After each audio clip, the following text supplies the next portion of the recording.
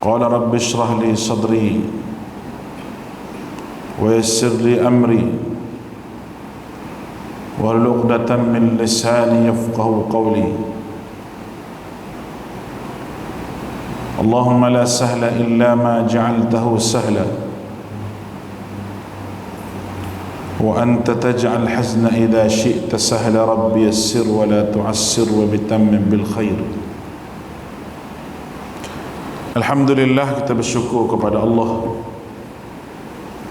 dengan limpah kurniaan nikmat daripada Allah Subhanahu wa taala kita dapat bersama-sama pada malam ini bagi kita menyambung lagi berkenaan dengan hadis keberkatan bumi Syam, Yaman serta fitnah daripada bumi Najd.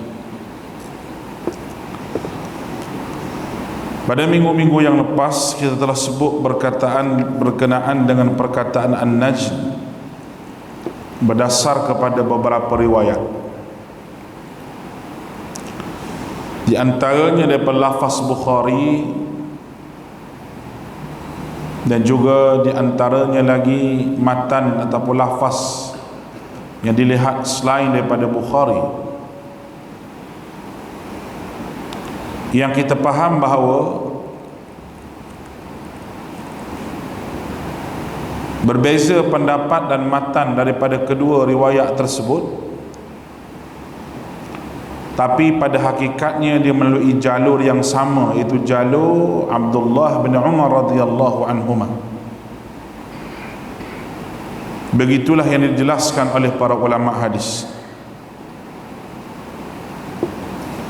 iaitu berkenaan dengan Najd. Dalam hadis Nabi dirujuk kepada Iraq. Perkataan Najd dalam matan Bukhari menjadi tafsiran bagi maksud perkataan Iraq dalam matan riwayat Abu Nu'aim dan Ibnu Asakir. Sebagaimana perkataan Iraq juga menjadi tafsiran bagi maksud perkataan Najd. Berdasar pada hakikat ini, jelas bahawa perkataan Najd yang dimaksudkan oleh Nabi SAW dalam doanya itu negeri Iraq, dan bukan khusus tempat yang terdapat di negara Saudi yang dikenali sebagai Najd. Maksud ini diperkuatkan lagi oleh riwayat Muslim, di mana Salim bin Abdullah bin Umar radhiyallahu anhuma dia berkata, cucu pada Umar, dia berkata, wahai penduduk Iraq, alangkah banyaknya persoalan kamu tentang perkara kecil dan alangkah banyak pula dosa kamu yang kamu lakukan. Aku mendengar ayahku, yakni Abdullah bin Umar berkata, Rasulullah sallallahu alaihi wasallam bersabda, sesungguhnya fitnah itu datang daripada sebelah sini. Lalu baginda mengisyaratkan tangannya sebelah timur, arah di mana terbit kedua tanduk syaitan. Riwayat Muslim ini jelas menunjukkan bahawa kata-kata Nabi SAW ditujukan kepada penduduk Iraq, kerana isyarat tangan baginda juga ditujukan kepada negeri Iraq. Maka berdasar kepada keseluruhan riwayat-riwayat ini dapat disimpulkan bahawa perkataan Najd yang terdapat dalam riwayat Bukhari itu merangkumi seluruh negeri Iraq secara umum. Bukannya menjurus kepada tempat yang khusus di negara Arab Saudi. Kerana negara Arab Saudi ada juga nama Najd, yang mana tempat kelahiran Syekh Muhammad bin Abdul Wahhab, dan juga di situ ada juga tempat kelahiran Musailamatul Kadzdzab yang mengaku menjadi nabi.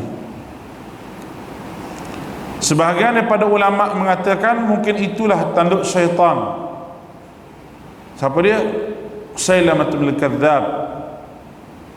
Tidak merujuk kepada Muhammad bin Abdul Wahhab yang mari kemudian ini. Baik, itu An-Najd berdasar kepada huraian hadis Nabi. Maknanya ada sokongan di antara satu sama lain dalam riwayat-riwayat hadis Nabi sallallahu alaihi wasallam ini. Baik. Lalu ni kita tengok huraian hadis ini daripada alim ulama kita.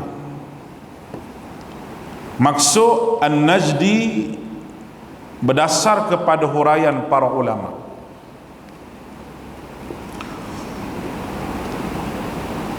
Maksud An-Najdi ni tidak ada dalam buku tuan-tuan. Dalam buku tuan-tuan ada hadis dia. Satu pendekatan memahami hadis melalui perbandingan riwayat-riwayat lain.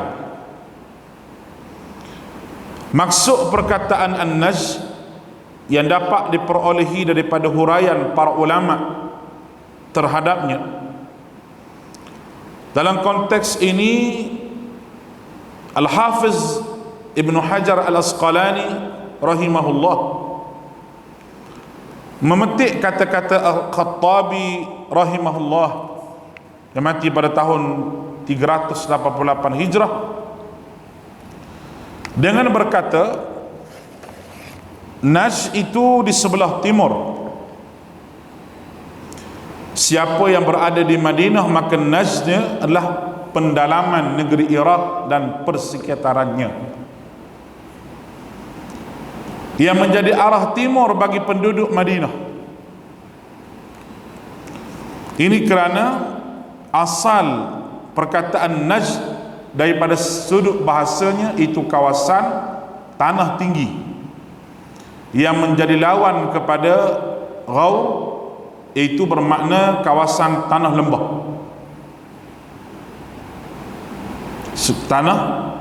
tanah lembah. Ibnu Hajar dia buat komentar dengan kata-kata Khattabi dengan katanya bahawa dengan ini dapat diketahui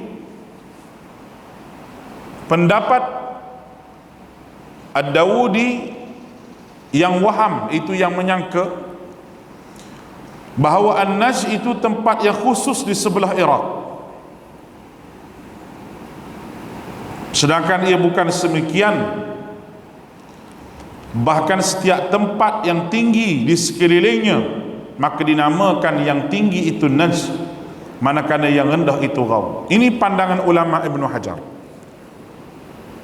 kerana dia merujuk kepada bahasa Najd itu dengan makna tempat tinggi, tempat yang tinggi, dan lawannya tempat yang rendah. Maka dia merujuk kepada pendalaman Iraq dan persekitarannya. Itu komentar Ibnu Hajar dalam bab ini. Baik. Dan ramai lagi alim ulama yang buat komentar berkenaan dengan riwayat ini. Dan boleh dikatakan bahawa kebanyakan daripada mereka bersetuju Iraq di atas faktor sejarah. Kalau kita tengok maksud An-Najdi berdasar kepada fakta sejarah, dalam hadis yang disebutkan oleh kita baca pada 2 minggu lepas tu, Nabi SAW telah menggambarkan negeri Najd ini tempat yang banyak berlaku gempa bumi dan fitnah. Realiti kepada sejarah telah membuktikan bahawa banyak tempat dan tempat yang banyak berlaku gempa bumi adalah kawasan di sekitar Iraq dan juga Iran.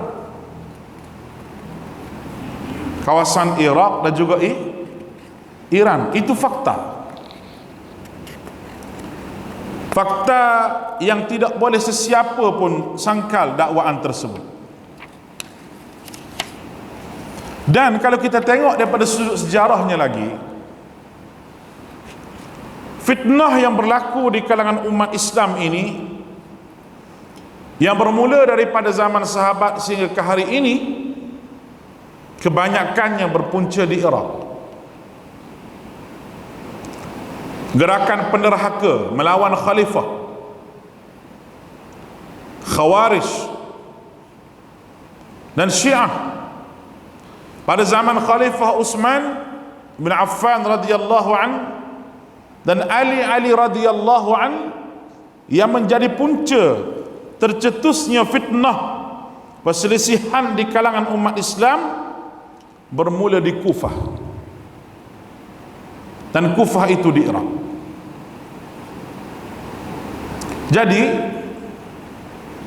dakwaan yang mengatakan tanduk syaitan Najd ni, kalau kita rujuk pada sejarah, tak betul lah,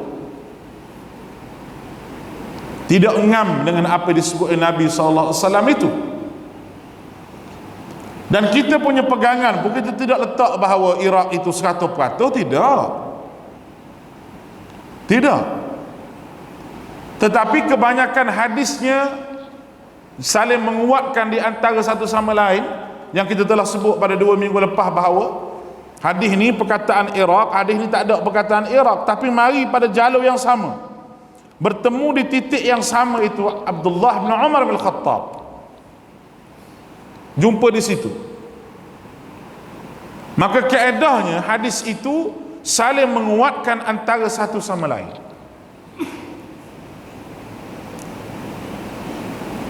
Kita juga tidak menolak orang nak kata An-Najd, Arab Saudi apa, tapi dia kena baca sejarah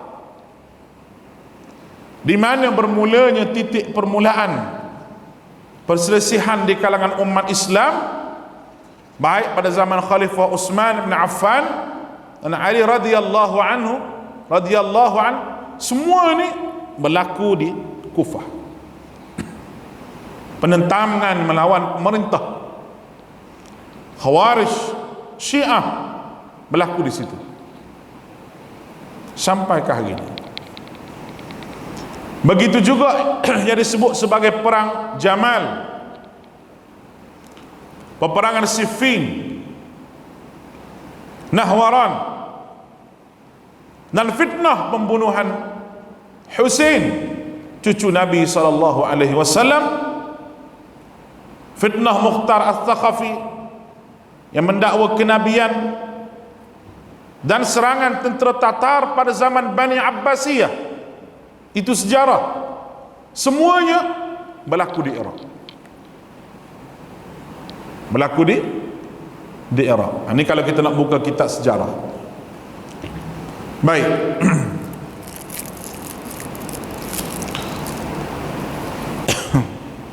Bismillah.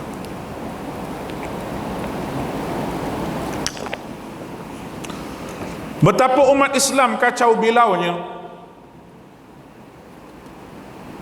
semasa lepas daripada berlaku ura-ura ni pada zaman Utsman bin Affan. Tu berlaku, bermula fitnah di situ.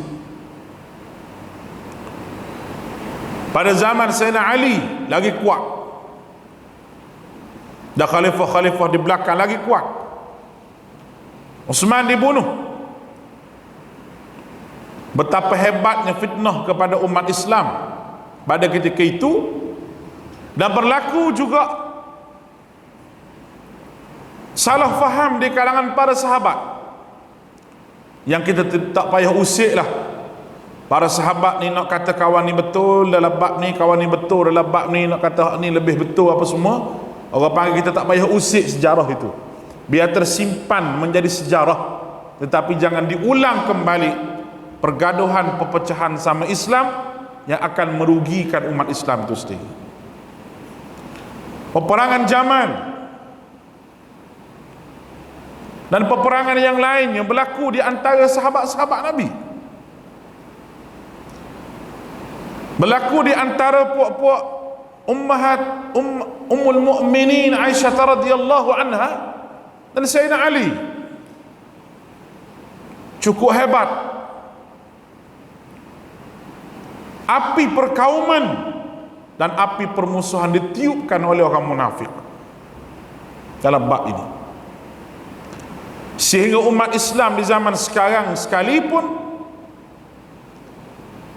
yang meniupkan api keganasan dan perkauman itu orang munafik daripada kalangan orang Islam.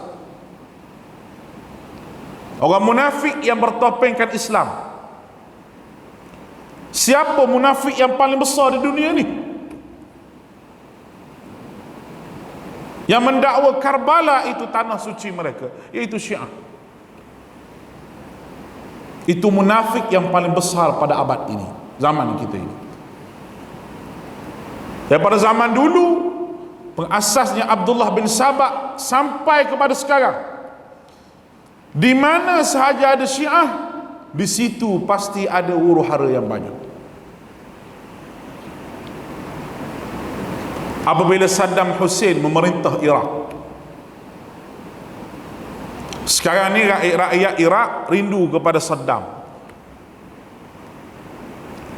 Zaman Saddam, walaupun memerintah sebagai diktator yang berfahaman sosialis, tetapi Saddam masih lagi menjaga kebajikan rakyat. Kerana lantang melawan kuasa besar dunia, akhirnya Saddam Hussein digulingkan. Siapa yang dapat negara Iraq ini? Syiah. Yang dia nak sangat Karbala ni menjadi satu kota suci bagi dia, yang pada hari ini ulama-ulama Syiah Rafidah, ulama-ulama Syiah yang teruk ni mengatakan bahawa Karbala itu sama taraf sucinya dengan Baitullah. Mereka ada replika Kaabah di Karbala. Mereka meratap dan merayu semasa hari pembunuhan Sayyidina Hussein. Mereka putar belikkan sejarah. Itu Syiah. Apa yang hasil yang mereka dapat? Zaman dulu orang pandang kepada negara Iran, oleh kerana tidak ada corak pemerintahan yang dinamakan Islam pada ketika itu. Orang nampak dengan Ayatullah dengan pakai jubah, dengan pakai serbannya, menggulingkan Syah Iran. Semua orang klaim bahawa Iran merupakan kuasa besar dunia. Iran merupakan kerajaan yang hebat. Sehingga beberapa orang dalam negara Malaysia ni sendiri pernah belajar di Iran, mengagumi Ayatullah Khomeini. Dan gambar-gambar Khomeini masa saya kecil-kecil tu saya ingat lagi, berada di beberapa tempat. Kadang-kadang letak di rumah orang Islam sendiri yang kagum dengan cara Khomeini menjatuhkan Syah Iran. Kita bukan tak setuju dengan semuanya, ada benda yang kita setuju. Tetapi Syiah dalam bab ini, dia cukup pandai dan dia cukup licik. Naiklah sistem pemerintahan yang kononnya Islam, yang akhirnya umat sunnah di bumi Iran menjadi golongan yang minoriti, dihentam hari-hari, dibunuh hari-hari dan sebagainya. Ulama-ulama sunnah ditangkap dan dipenjara. Syiah lah yang mencetuskan segala benda yang ada di atas muka dunia ini. Kelompoknya tidak ramai di bumi Syria, tetapi dia yang berkuasa, yang menjadi pemerintah, pemimpin, bermula daripada Hafiz Asad, Bashar Asad, yang ayahnya pernah menyodok satu kampung, dihalap, dibakar hidup-hidup orang dalam rumah di kampung tersebut. Masa itu tak ada lagi akses internet dan sebagainya. Ini sejarah yang ditulis dalam buku, sejarah yang boleh kita baca. Air mata umat Islam yang berfahaman sunnah di bumi Syria tidak ada harga, tidak dipandang oleh Bashar Asad dan Hafiz Asad. Apa yang mereka buat? Mereka hentam umat Islam secukupnya. Mereka panggil puak-puak mereka masuk ke bumi Syam, lah sekali hancur bumi Syria. Mereka support golongan yang sedikit di bumi Yaman, Houthi. Apa berlaku di bumi Yaman? Dan semua mereka ini mari daripada tempat ini. Tempat disebutkan oleh Nabi SAW, walaupun Nabi tak sebut secara terang, tapi huraian ulama'nya ke arah itulah. Boleh faham ni? Itu politik, sejarah politik umat Islam yang kita kena faham. Kita nak faham benda ni, kita kena tengok musuh daripada dalam dan musuh daripada luar. Musuh daripada dalam, orang yang mengaku Islam sendiri disebut sebagai Syiah. Dan musuh daripada luar, orang yang tidak berpuas hati dengan orang Islam, yang terdiri daripada Yahudi dan Nasara. Ya Allah Ta'ala sebut Yahudi dan Nasara ini, walan tarda ankal yahud walan nasara hatta tattabi'a millatahum. Orang Yahudi Nasara tidak akan redha kepada umat Islam lagi mana umat Islam ini tak mengikut jejak langkah mereka. Alhamdulillah, di negara kita ni tak perlu berperang, tak perlu. Kita ada pemimpin yang Islam, kita ada pemimpin yang Islam, kita ada kerajaan yang majoriti umat Islam. Cuma apa yang patut kita bantu kepada orang yang dianiaya ini? Kita nak bantu apa mereka ini? Kita ada kekuatan yang sebenar, itu doa kita kepada Allah Subhanahu wa taala. Doa kita pada Allah. Fitnah yang berlaku di bumi Syam ini, jangan sekali-kali tuan-tuan membenarkan sesiapa sahaja, sama ada anak tuan-tuan ke siapa sahaja yang kononnya untuk pergi berjihad di bumi ini. Jangan. Kenapa saya kata jangan? Karena fitnah yang begitu banyak berlaku, yang menggelarkan diri mereka ini, sayalah berjuang Islam, sayalah berpuluh puak. Kita boleh baca dalam berita pun ada, dalam internet pun ada, kita boleh tengok dan boleh lihat benda tu. Dan fatwa ulama dunia pun begitulah. Fatwa ulama dunia pun begitulah. Orang marah pada satu ketika dengan Dr. Said Ramadan Al-Buti. Orang kata dia macam-macam, dia ni ulama kerajaan lah, apalah semua, macam-macam orang kata ke dia. Tetapi apa yang dikatakan oleh Syekh Buti itu terbukti pada hari ini, bahawa kita tidak ada kekuatan pada ketika itu. Seluruh dunia ni jadi apa orang panggil Arab Spring, yang kononnya Arab Spring makna boleh merubah kuasa rakyat di Libya, di situ, di sini. Ini perancangan musuh Islam. Ini perancangan musuh Islam sebenarnya. Nak pelaga sama-sama Islam, nak pelaga sama-sama fahaman ni, sama-sama mazhab dan sebagainya, nak pelaga sama sendiri. Cuma dia cari peluang bila? Cari peluang. Dan itulah yang berlaku, realiti yang boleh kita nampak. Sebab itu tak boleh pergi, tak boleh, dan jangan sekali-kali membiarkan siapa sahaja di kalangan kita kata nak berjuang di negara ni lah, nak mati syahid apa, jangan. Sebab fitnah berlaku itu terlalu banyak. Dan saya declare betul-betul pada tuan-tuan, biar tuan-tuan faham, biar tuan-tuan faham. Sebab berapa banyak pasukan-pasukan yang disebut sebagai mujahidin lah, apa macam-macam, yang dibeli oleh Amerika Syarikat, yang dibeli oleh kuasa besar dunia, beri senjata, berperang sama sendiri. Itu yang berlaku. Alhamdulillah negara kita ni tak ada benda begitu. Tak ada benda begitu, tidak ada. Negara kita ni dia masuk dengan ghazwatul fikr, serangan pemikiran. Dia masuk dengan liberal, Dia masuk dengan pluralisme dan sebagainya. Itu yang dia masuk. Yang akhirnya umat Islam berada dalam keadaan kancah fitnah yang hebat.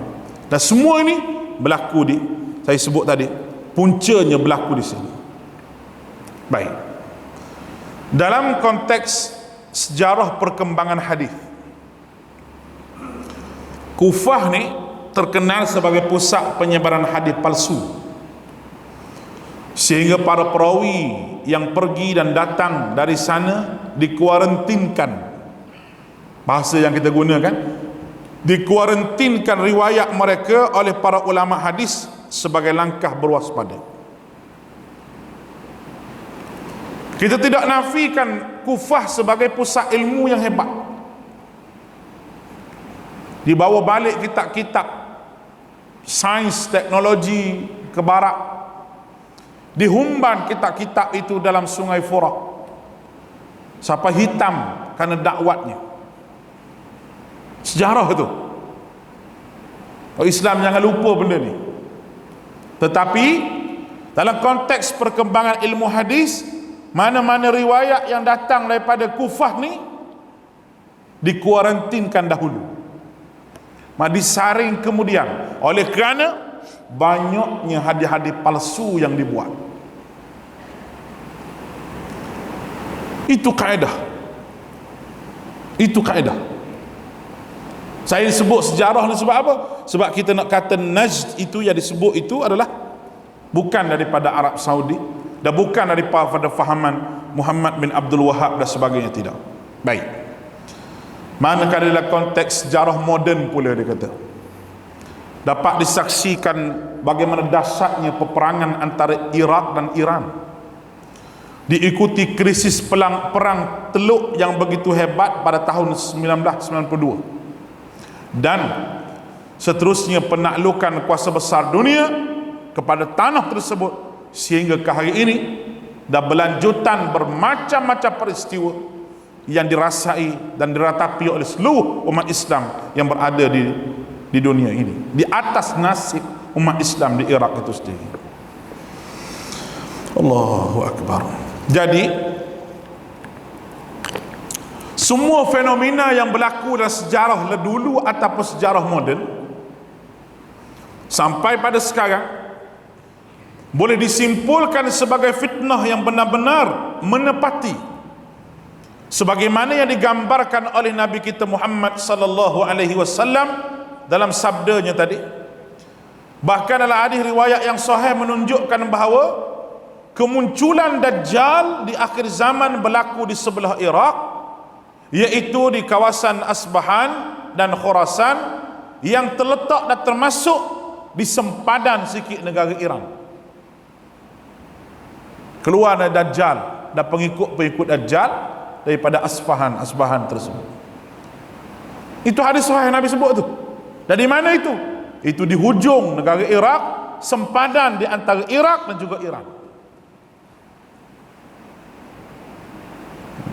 Mungkin Dajjal ni memang tidak mungkin lah, boleh jadi 80% mari daripada puak Syiah. Tapi orang ikut Syiah lah menjadi Dajjal yang terbesar pada dunia ni. Dia lah yang cuba menggoda negara Palestin, tapi tak jadi. Tak jadi. Dia nak buat hospital di Gaza talak. Hospital tercanggih nak buat di Gaza talak mentah-mentah. Sebab apa? Sebab syarat dia nak buat mari engineer, nak buat mari doktor, nak buat mari seni bina apa, nak buat mari semua daripada Iran. Bagi kami duduk sini, kami buat siap. Masa tu Dr. Ismail Haniyah, Presiden Perdana Menteri Palestin, nak mari ke Gaza, dia kata, ayah, dia kata, aku ada engineer, aku ada doktor, aku ada kepakaran. Ayah aku peramah tak kerja. Muat mari sudah duit. Sampakah hari ini Iran tak bagi duit pada Gaza? Kata nak bantu Gaza. Pemimpin Syiah Lebanon, Hassan Nasrullah, hebat ceramah. Kita nak lawan Yahudi. nak serang Yahudi. Yahudi kita boleh hapus dalam masa 1 jam saja. Apabila Yahudi lawan dengan Palestin, serang Hamas, keluarlah dia, kita akan serang. Sampai hari ni duk main nak serang saja, tak serang. Tu Syiah punya jahat ni. Tak apa kita hentam Syiah ni, kita tak hentam ke politik. Nah, itu musuh kita sebenarnya. Biar kita kenal sikit. Ada orang kata Syiah ni Islam lagi, dia Islam kok mana Islam? Syiah nak kata Islam kok mana? Zaman dulu bolehlah kita kata. Zaman dulu adalah Syiah yang bermazhab Zaidi contohnya. Syiah Zaidiyah contoh. Syiah Zaidiyah, Syiah yang dikafirkan oleh Syiah sendiri, yang mengatakan bahawa Zaidiyah ni telah masuk, puak-puak ni dah dia kata nak cari mazhab yang betul-betul support sunnah Syiah ni tak ada. Ini mereka tak siapa. Mereka buat meja rundingan, merunding nak satukan majma' taqrib bainal mazahib. Itu Qaradawi kata apa? Qaradawi ada di Qatar tahun 90 lebih. Dia kata separuh homo aku ni hiduplah keadaan ditipu oleh Syiah. Separuh homo aku hiduplah keadaan ditipu oleh Syiah. Separuh homo aku. Sebab apa? Sebab aku rasa tertipu duduk dalam majma' taqrib bainal mazahib. Majma' taqrib maknanya kesatuan, nak menyatu padukan mazhab Syiah semua ni di antara Syiah dengan sunnah. Aku ditipu hidup-hidup. Berunding lagu lain, belakang aku buat lagu lain. Berunding lagu lain, belakang aku buat lagu lain. Itu nasihat pada alim ulama yang ada di seluruh dunia. Dia kata jangan tertipu. Ini majma' taqrib bainal mazahib. Buat di mana? Di Iran. Tiap-tiap tahun duk buat. Tapi apa kesudahan umat Islam dapat? Tak dapat apa. Tak dapat apa. Ditipu dan terus ditipu. Itu saya petik kata-kata Datuk Yusuf Qaradawi. Dia lebih senior daripada ulama lain, lebih tua, dan dia lebih, orang panggil, terkedepan masalah-masalah fiqh ini. Dia lebih terkedepan dalam masalah fiqh, dalam masalah siasah, dalam masalah politik. Dia lebih terkedepan daripada orang lain, dan dia lebih lama duduk dalam majma' taqrib ni. Tapi dia kata, aku rasa diri aku ni ditipu. Separuh kaum aku kena tipu. La hawla wala quwata illa. Alhamdulillah negara kita Malaysia ni, golongan-golongan ni, dia tak boleh nak naik muka sebab kita ada nizam, kita ada undang-undang. Kita ada undang-undang. Walaupun dia masuk ke hak asasi manusia lah, dia masuk ke tu, masuk ke ni. Masa dia masuk ke hak asasi manusia di Malaysia ni, Datuk Mufti yang lawan, Suruhanjaya Hak Asasi Manusia panggil Datuk Mufti pergi beri kenyataan berkenaan dengan Syiah. Lawan sungguh. Walaupun kena panggil 2, 3, 4 kali, itu jasa Datuk Mufti yang kita kena terima kasih juga ke dia, melawan bab-bab Syiah ni. Cukup licik dan cukup pandai benda ni. Allahu Akbar. Orang tanya juga, saya cakap pasal Syiah banyak ni, orang tanya, Ustaz tak takut ke? Tuan-tuan, mana-mana pun mati. Kalau Tuhan takdir mati, mana-mana pun mati. Saya petik kata-kata Maulana Ihsan Ilahi Az-Zahiri yang kuat lawan Syiah. Mati di waktu muda lagi. Maulana Ihsan Ilahi yang hebat lawan Syiah ni, mati dibom oleh Syiah masa berceramah. Dia ceramah ni ada bom bawah meja ni. Ni ada kedok dah tahu ni. Tak ada boleh jadi. Nah, duduk Saudi lama mana dia, dibom. Tak ada separuh ni. Nak dekat dengan peha ni tak ada tu. Kerajaan Saudi Arabia bawa balik, mati dalam kapal terbang, dikuburkan di kuburan Baqi.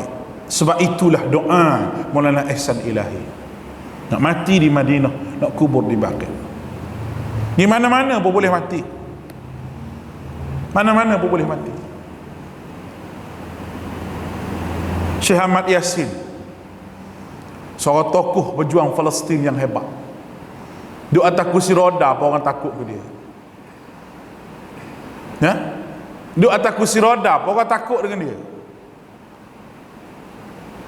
Lepas pada Syekh Ahmad Yassin tu, seorang doktor Rantisi, Abdul Aziz Rantisi, masa Syekh Ahmad Yassin dibom oleh Yahudi, Rantisi bangun beri ucapan masa pengebumian Syekh Ahmad Yassin. Kata Doktor Rantisi, kalau aku diberi pilihan mati di atas katil dengan mati dibedil oleh arpaci, aku memilih arpaci untuk mati, dia kata. Arpaci tahu tak pakcik? Bukan biji kuaci tu makan tu, helikopter arpaci. 1 minit dia tekan beribu peluru bom pergi. Helikopter tu arpaci. Last sekali Dr. Abdul Rantisi mati dibedil dengan arpaci Yahudi. Begitulah kita orang menegakkan sunnah Nabi SAW. Di mana-mana pun kita akan mati. Di mana-mana pun kita akan mati.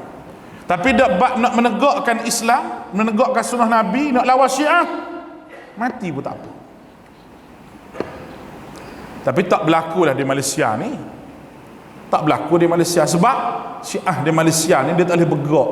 Sebab alhamdulillah kerajaan kita ni dia jaga, nizam itu dia jaga, undang-undang tu dia jaga. Setiap negeri ada undang-undang agama masing-masing, dan fatwa setiap negeri mengharamkan Syiah. Ni kita kena bersyukur, lakal hamdu, bersyukur pada Allah Subhanahu wa taala. Alhamdulillah, bersyukur pada Allah di atas apa yang Allah Taala bagi pada hari ini. Oh, kalau negara lain kita tengok lawan buat-buat ni hebat.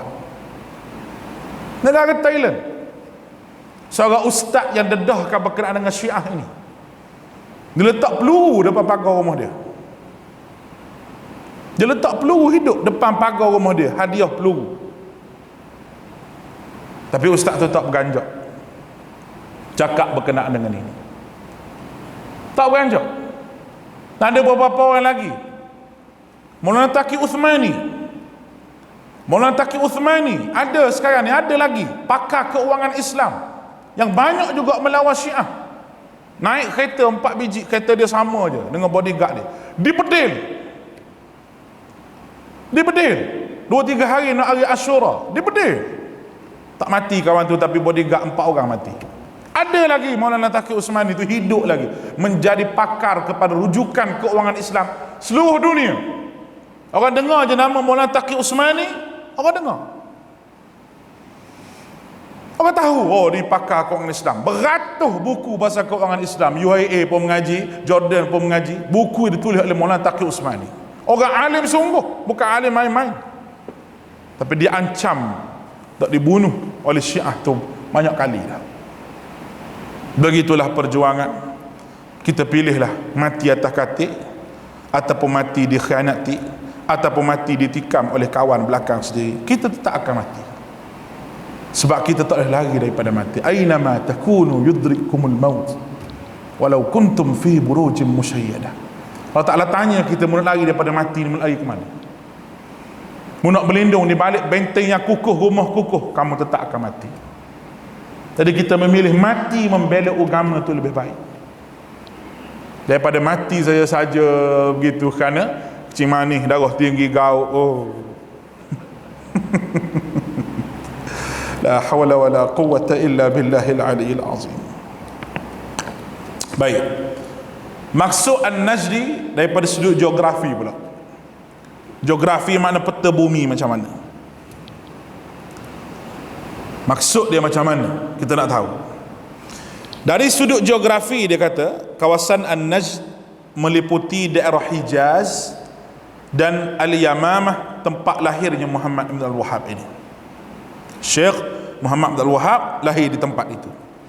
Secara tepatnya terletak di timur Makkah, bukan di timur Madinah. Geografi. Justru itu baginda sallallahu alaihi wasallam telah mengisyaratkan bahawa fitnah itu datang daripada sebelah timur Madinah, bukan timur Makkah. Boleh faham ni? Timur Madinah.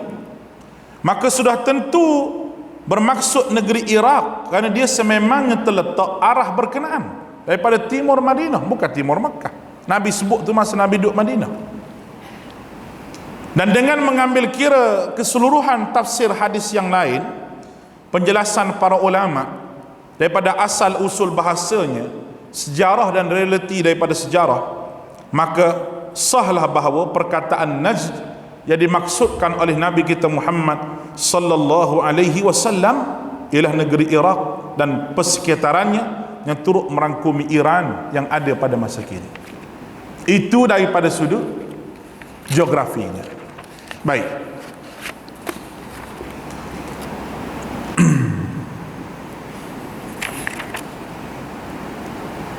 Yang keduanya iaitu maksud tanduk syaitan tersebut.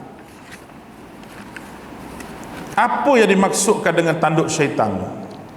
Al-Hafiz Ibn Hajar rahmatullah mengemukakan 4 pendapat yang berbeza bagi menjelaskan ungkapan tempat muncul tanduk syaitan itu.